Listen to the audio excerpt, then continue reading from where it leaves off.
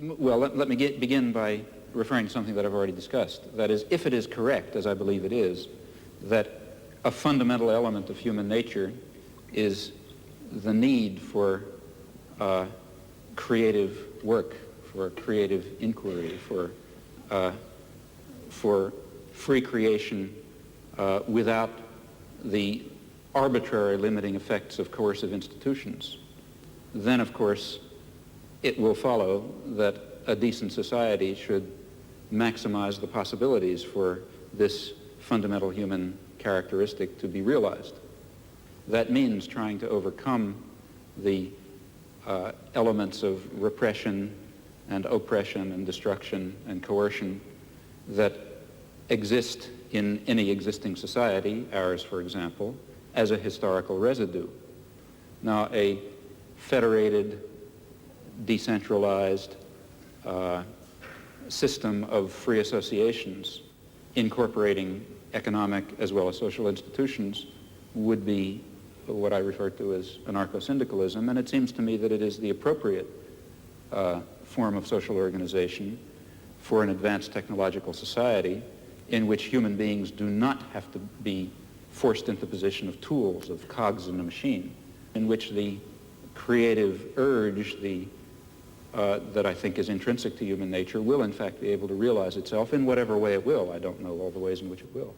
Je suis dans ma démarche beaucoup moins avancée, je vais beaucoup moins loin que M. Chomsky, c'est-à-dire que j'avoue n'être pas capable de définir, ni à plus forte raison de proposer un modèle de fonctionnement social idéal pour notre société scientifique ou technologique. En revanche, une des tâches qui me paraît urgente, immédiate, avant même toute autre chose, c'est celle-ci.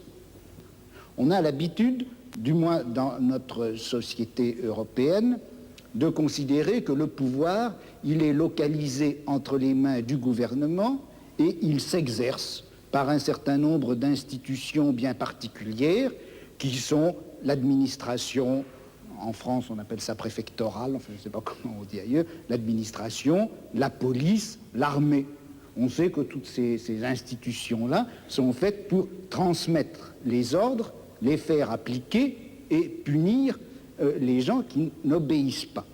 Mais je crois que le pouvoir politique, il s'exerce encore, il s'exerce en outre, de plus, par l'intermédiaire d'un certain nombre d'institutions qui ont l'air comme ça de n'avoir rien de commun avec le pouvoir politique, qui ont l'air d'en être indépendantes et qui ne le sont pas.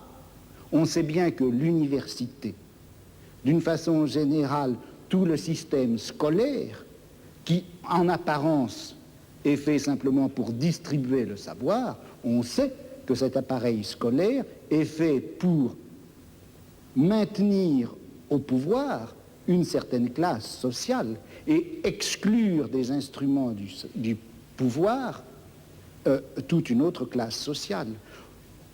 Quelque chose comme la psychiatrie, qui en apparence aussi n'est destinée qu'au bien de l'humanité et à la connaissance des psychiatres, la psychiatrie est encore une certaine manière de faire peser un pouvoir politique sur un groupe social. La justice également. Bon, et il me semble que la tâche politique actuelle dans une société comme la nôtre, c'est de critiquer le jeu des institutions apparemment les plus neutres et les plus indépendantes, de les critiquer, de l'attaquer de telle manière que la violence politique qui s'exerçait obscurément en eux surgisse et pour qu'on puisse lutter contre elle.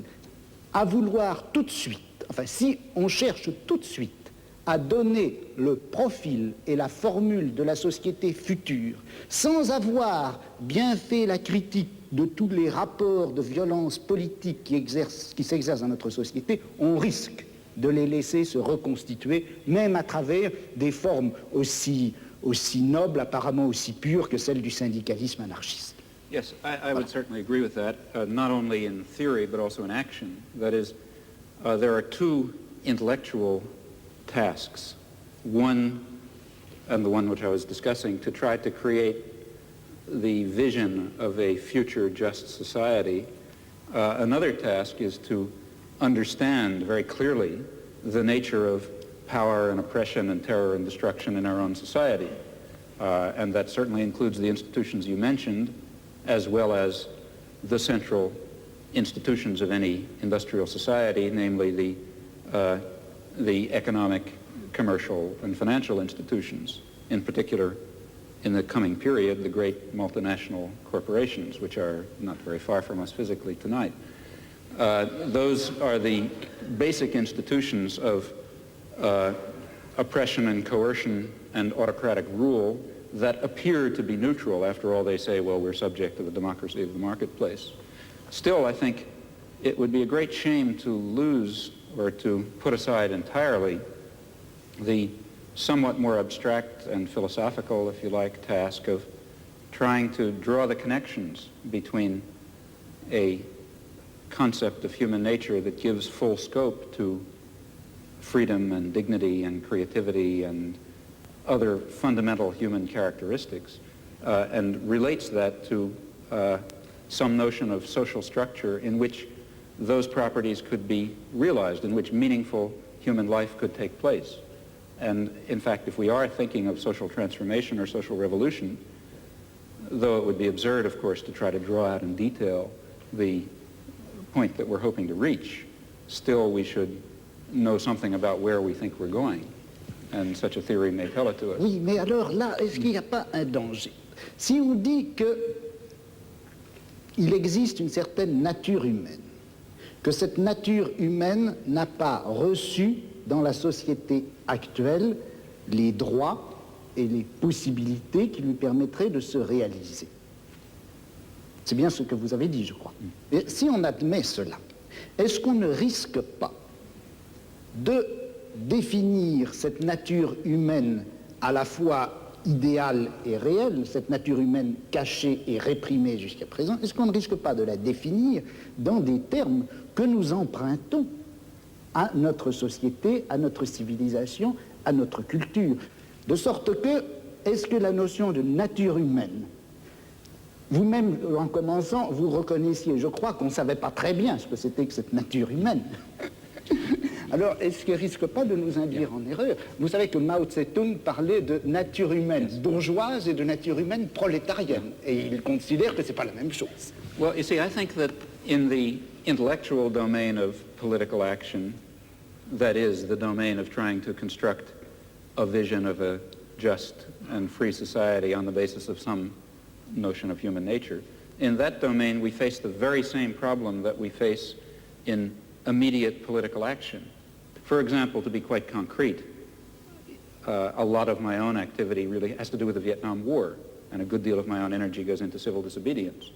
Well, civil disobedience in the United States is an action undertaken in the face of considerable uncertainties about its effects. For example, it threatens the social order in ways which, let's say, one might argue, bring on fascism. That would be very bad for America, for Vietnam, for Holland, and for everyone else. So there's a danger, that is one danger in undertaking this concrete act. On the other hand, there's a great danger in not undertaking it. Namely, if you don't undertake it, the society of Indochina will be torn to shreds by American power. And in the face of those uncertainties, one has to choose a course of action. Well, similarly, in the intellectual domain, one is faced with the uncertainties that you correctly pose. Our concept of human nature is certainly limited, partial, socially conditioned, constrained by our own character defects and the defects and the limitations of the intellectual culture in which we exist. Yet at the same time, it's of critical importance that we have some direction, that we know what impossible goals we're trying to achieve if we hope to achieve some of the possible goals.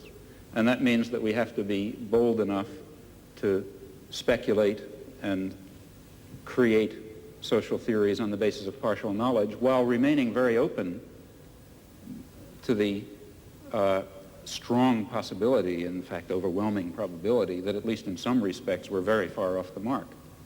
Il me semble que de toute façon, la notion même de justice fonctionne à l'intérieur de la société de classe comme revendication du côté de la classe opprimée et comme justification du côté de la classe oppressée.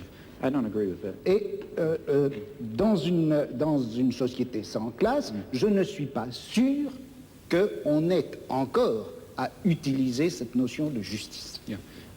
Well, here I really disagree. I think that there is a sort of an absolute basis. If you press me too hard, I'll be in trouble because I can't sketch it out. But some sort of an absolute basis ultimately residing in fundamental human qualities in terms of which a real notion of justice is grounded. And I think that our existing systems of justice I think it's too hasty to characterize our existing systems of justice as merely systems of class oppression. I don't think that they are that. I think that they embody systems of class oppression, and they embody elements of other kinds of oppression, but they also embody a kind of a groping towards the true humanly valuable concept of justice and decency and love and kindness and sympathy and so on, which I think are real. Bon, est-ce que j'ai du temps pour répondre? Oui, Combien? Parce que 2 minutes. ben, moi, je dirais que c'est injuste. Absolutely. Non, mais bon, je ne veux pas répondre en si peu de temps. Je dirais simplement ceci. Je ne peux pas m'empêcher, contrairement à ce que vous pensez, je ne peux pas m'empêcher de croire que cette notion de nature humaine, cette notion de bonté, de justice, d'essence humaine, de réalisation de l'essence humaine, tout ça, ce sont des notions et des concepts qui ont été formés à l'intérieur de notre civilisation, dans notre type de savoir, dans notre forme de philosophie, et que par conséquent, ça fait partie même de notre système de classe, et qu'on ne peut pas, aussi regrettable que ce soit, on ne peut pas faire valoir ces notions pour décrire ou justifier un combat qui doit en principe bouleverser les fondements mêmes de notre société. Il y a là une extrapolation dont je n'arrive pas à trouver la justification historique.